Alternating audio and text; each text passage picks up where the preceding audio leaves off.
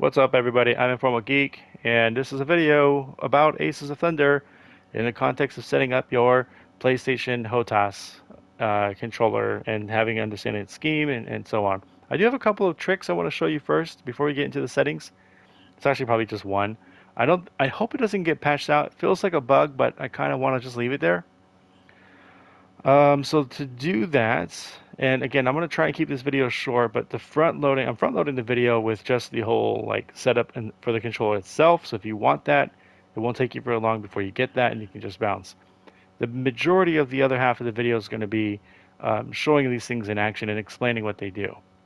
So if you want that extra bit of info, you'll get it. And if you don't, you're going to get that too. And you're going to get what you need to leave. So let's quickly go, not here, into the settings. Now, by the way, if you mess anything up, don't sweat it. You can always return it back to the default. So let's say you accidentally deleted that and hit save.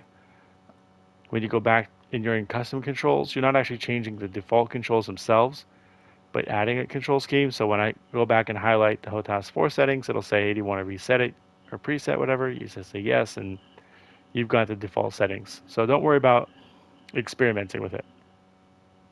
So what I want to talk about real quick is the PlayStation HOTAS inputs for the buttons. Even if it's for the same button, like circle for circle, for example, they're not. They actually have unique identifiers between the HOTAS and the PlayStation VR controllers. So circle on one is different than the circle on the other. We can use that to our advantage. It kind of gives us extra buttons to use. So let me show you what I mean by that. So and you can follow along too because you're going to need this plane is for the setup anyways. In the Germany tab, I'm using the FW190A4. Grab that one, go to test flight, and in offensive armament, I'm using Universal for the 792s, tracers for the first 20 millimeters, and the other 20 I'm using the air targets. Go into test flight. You don't even need to go into the air. I just want to show you how this works. Whoa, what's going on here? Why is it doing that? Oh, I think it's because I was on a control. That was weird. Okay, so I want to demonstrate this. I want to use the small caliber guns. I'm going to set this to, well, before I do that, let me show you what circle does. By default, is going to want me on the HOTAS. Circle is going to want me to look at this. Okay. So when I go over here and I change small caliber guns to circle, hello, come on. Here we go. And I say yes to all. As you would expect, when I press circle on the HOTAS, it fires the guns, right? And you can hear it even though you can't see it, right? It's doing the thing.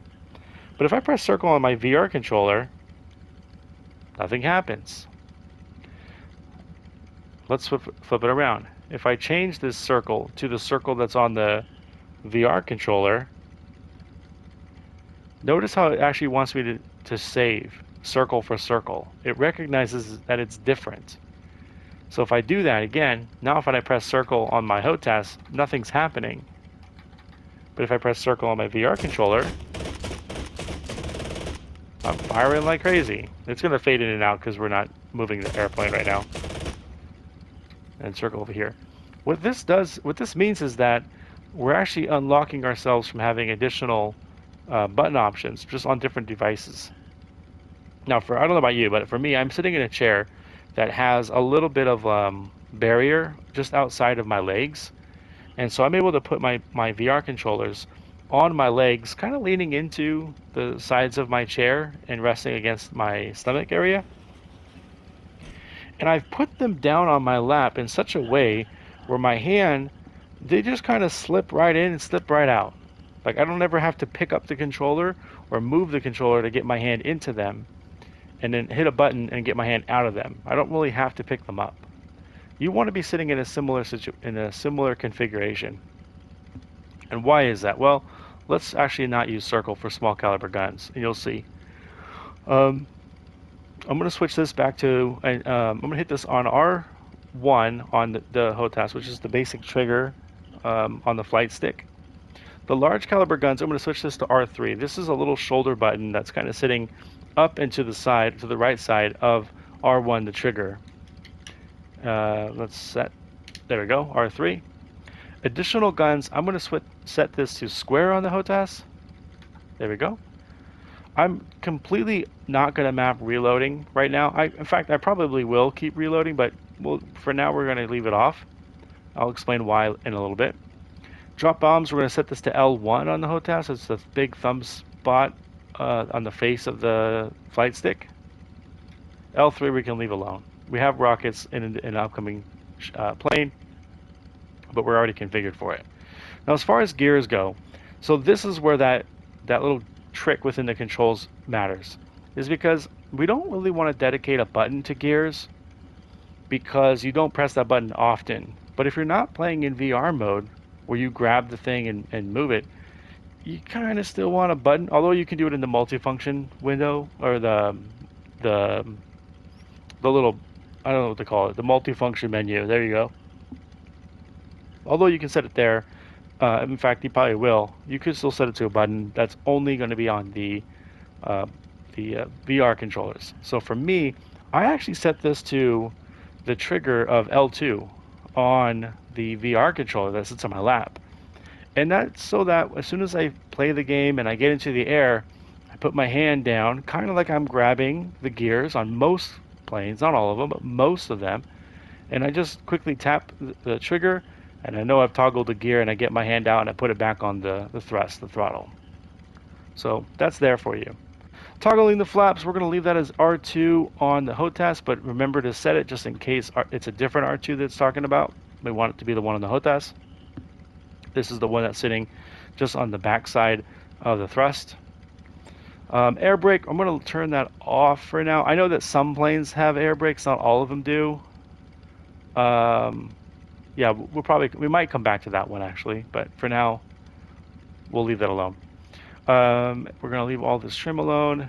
Now, if you want to get immersive with it, on my right-handed VR controller, I'll set this to X. Not both X's, just one X. There we go. In fact, let's put that to the text. Let's just save all, quit this, tap X, and that will turn off the plane.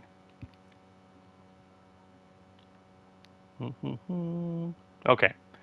And you can use a couple of those other buttons for some of this other stuff if you're into it. I'm not going to do it right now. All right, we're going to change this. So what this is this is saying I want to use the left stick while holding L2 to look around.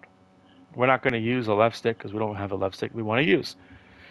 So we're going to open this up. We're going to change the axis from the horizontal left stick to the horizontal of the flight stick. And don't worry, that's not going to mess up the plane. So let's make that change now. Because in enable, we're changing this to triangle on the HOTAS as well. Now this is saying while holding triangle, when we move the flight stick around, we're going to be looking around instead of moving and adjusting the plane itself. We're going to make this similar change for the y-axis, except it's the horizontal up-down of the flight stick. There we go. And we're going to also change enable to triangle. We've got one more of those to make, but first, oh yeah, not but first. We're going to do it in head up and head down. So in head up, increase, we're going to go up. There's a little stick on the flight stick itself. That's a directional up, down, left, right. For increase, we're going to go up on that. Kind of like a D-pad, but not really. It's a stick. So there it goes. And then decrease will go down. Not 100% sure you need decrease, but increase is helpful for certain planes. And then yes.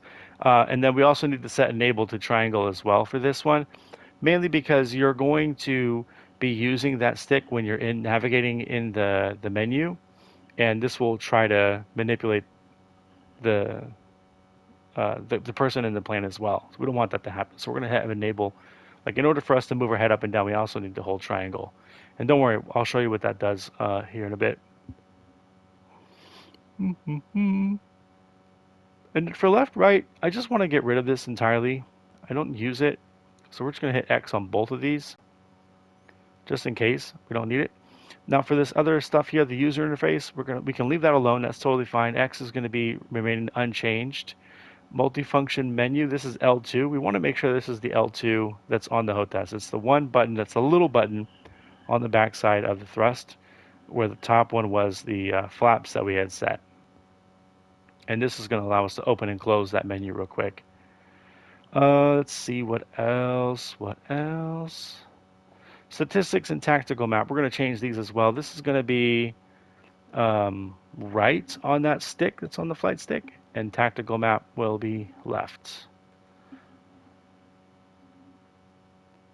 And I think that's okay. I know I didn't use, well, I wonder if I can do, hold on, let me try it with both. So we're going to go right. Oops, I didn't hold it.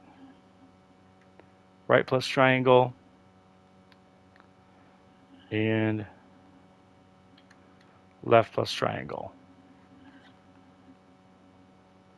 There we go. And then this hanger stuff, we're going to leave that alone. So those are all the same, the settings changes we're going to make. But let's actually see it in action. So let's get this plane going forward. Let's get into the air.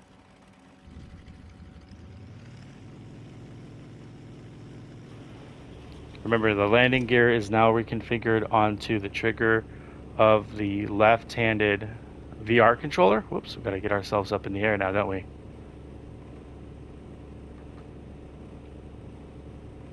All right, let's get some altitude.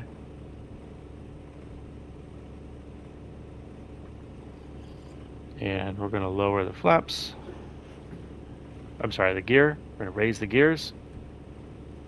And we're going to reduce the flaps there. Okay. So let's try everything out. Ready? So R1, trigger, that's our first gun. R3 is the other gun.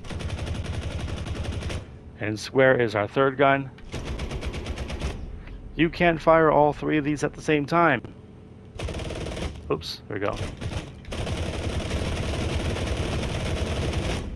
Kind of nuts, but it's doable. Now, not many planes, only a couple, have 3 different offensive armaments, and that's why the square button comes in handy as that third optional option, so that we don't ever have to change any settings. We're good to go in case we're using that plane. Otherwise, it's mostly going to be R1 and R3. And you can, again, use them together if you need to. Now, the little stick on the flight stick, left and right doesn't do anything, up and down doesn't do anything. That's because it's meant for the menu. So if I press that little button behind the thruster, we can still navigate in here. And this is why I didn't leave. This is why I left the reload button unmapped, is because it's so easy to come in here and hit reload. It's something you're not going to do all that often, but when you do it, that's kind of the easy way to do it without having to lock up a button for it. If you wanted to check if you need to reload or not, that's when you look at that map as well, which is what we mapped to triangle. So we're going to hold triangle, and then on that little stick on the flight stick, we're going to go to the left to look at it. And you can see we've got 14 seconds for the reload to finish for those 2 weapons. If we let that go, we come back up here, and then statistics would show up if I'm holding triangle and I'm pressing right on that little stick on the flight stick. But we're not playing in a match that has a scoreboard, so nothing's going to happen right now, but that would pop up and down, or in and out, I should say. Likewise, if we're holding triangle and we press up on that little stick, this allows us to look up above the nose and down below. I'm not really sure what the down use case would be. We probably will get rid of this and map it to something else. I could use this for gears or something, I don't know. But this can be handy in some planes that have kind of a busy front. That's really going to be handy for you. Now, I alluded to it already, but if I hold triangle and I move the stick around, I can actually look around while I'm using the flight stick. And if I let go of triangle, of course, I'm now in control of the plane. So I can be looking, making a maneuver. Let's give us some throttle. And then I could be hitting triangle to like look at it or look around at my surroundings. Let go of triangle and I'm still controlling the plane. So that's kind of nice to have that map to triangle. Let's get some more altitude while we're waiting. I did square, I did circle. Oh, I didn't do circle. Oh, circle. I forget what I mapped to circle. What did I map to circle?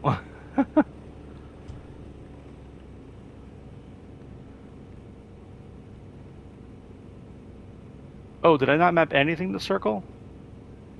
Oh, that's right. Because I remapped the statistics. So you know what? I take all of the reload back. We're gonna just set that to circle. Where is it? Here it is. We'll set that to circle.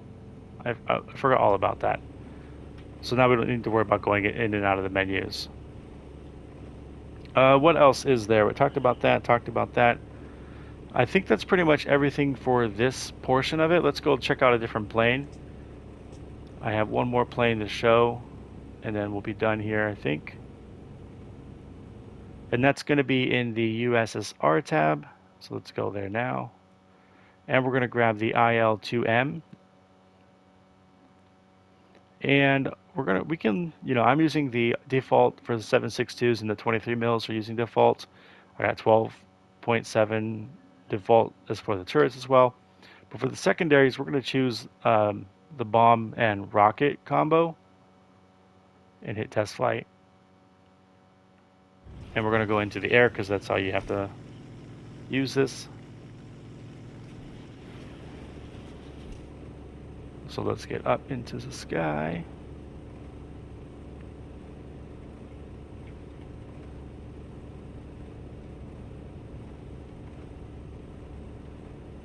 There we go. Oh my gosh. What's going on? Get up in there. Okay. Oh, I didn't lift the... It's because I didn't lift the landing gear. Or the flaps. Well, it's probably not related. It's not probably why, but it's related to why. Okay, anyways. So without making any changes, the buttons that we mapped that we didn't use before was L1 and L3, and now you can see that there's a bomb. In fact, let me show you that. I'm going to hold triangle. I'm going to press and hold left over here so you can see it. Now when I press L1, you can see that it's firing off bombs. Can't really see them, but they've been fired off. Oh, I can hear them. And then L3 firing off missiles. So we made 0 changes, and we're just as well set up for a plane that requires, bombs and such. Now, if we need to do a reload. Let's double check. Yeah, the rockets are reloading. We've got one more bomb left. Let's just fire off that bomb. It's all reloading. I could hit circle to get that reload going as well, and that's pretty much everything you need. Yeah, again, we were looking around and we can do all the stuff. So this is everything that's been configured for the non-VR side of things. Oh, I forgot to retract my flaps. All right. So if we were to switch to VR, the only things that you would not need, well, I mean, again, it's your choice. You don't need to make any changes whatsoever because you're in VR mode using the HOTAS. The controls are going to be in the same placement. There's really nothing that you need to change whatsoever. The only thing that you wouldn't be using in this configuration is the look around. There's no reason for you to hold triangle and move the flight stick around because that's what your head's for. So you could only be using, you'd only be holding triangle plus the 2 directions on the flight stick to look at the map and then the scoreboard as well, the statistics, which is, moving that stick to the right. You wouldn't need to go up and down, like you wouldn't need this because again, you can just reposition yourself in your chair and such. But every other button would remain the same, and you would be 100% ready to go. Anyways, if you like the configuration, feel free to let me know. If you've got different options, that's also good information, I think, for anybody who's exploring this video for configuration options. Again, I think sharing your best setups would also be handy for people to try out, so don't be afraid to do that, or I should say be encouraged to do that. And I think that's about everything I have to say on this subject. So enjoy it. Enjoy Ace of the Thunder, and tell your friends to pick up the game, especially those who do not have VR, because again, this is one of those rare gems that does not require VR in order for you to play and do well, I would say. All right, this has been Informal Geek. Appreciate your time. Take care, y'all. Bye bye.